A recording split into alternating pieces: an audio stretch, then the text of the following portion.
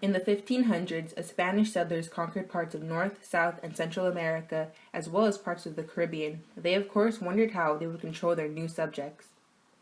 After the Spanish settled in the Americas, they created the Encomienda System. In exchange for their land and labor, the Spaniards would provide education and protection.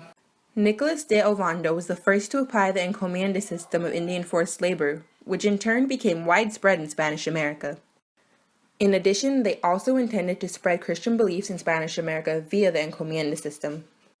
The natives were treated harshly by means of heavy manual labor and by building roads and infrastructure. So, the Encomienda system was basically slavery, but it was covered up with the fact that the natives were receiving a Catholic education.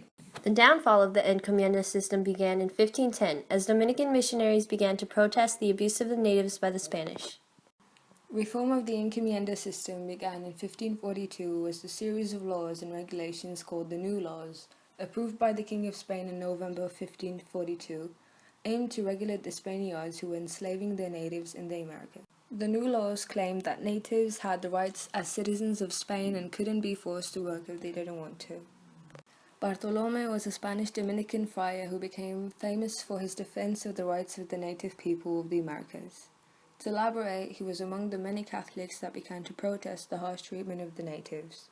In fact, he stated, "The pattern established at the outset has remained to this day, and the Spaniards still do nothing save tear the natives to shreds, murder them and inflict upon them untold misery, suffering and distress, tormenting, harrying, and persecuting them mercilessly." Kids that were of Spanish and Native American ancestry, aka mestizos, could not be forced to work in the Encomienda system. Eventually, this led to the decline of the system. The system was officially abolished by the Spanish monarchy by royal decree in 1717. However, the system went on in parts of the New World, like Mexico, where it was ultimately banned after a revolution in 1911.